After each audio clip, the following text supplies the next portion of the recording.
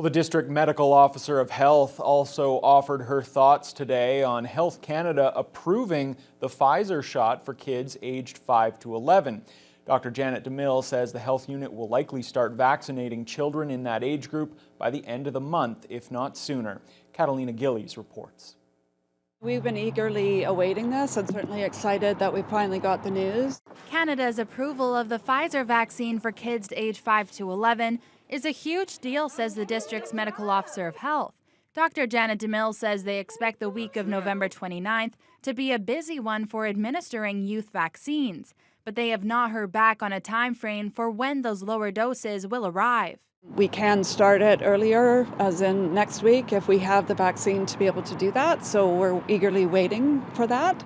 DeMille stresses that they will continue doing first and second doses, along with third doses for immunocompromised people once the kids' vaccinations begin. The health unit's clinic will open to the entire age range when the doses do arrive, and they will conduct targeted clinics eventually. We're going to start off focusing with the CLE Coliseum Clinic, so people will be able to set up an appointment.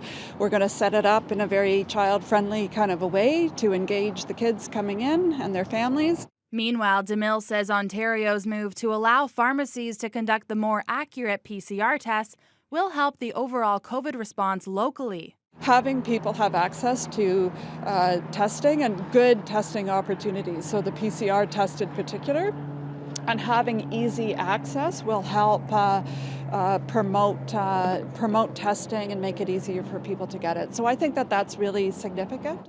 Those PCR tests will no longer be needed to re-enter Canada for short trips. And the medical officer of health says it makes sense, but she also warns Canadian travelers that Minnesota has high levels of COVID-19 right now. Catalina Gillies, TBT News.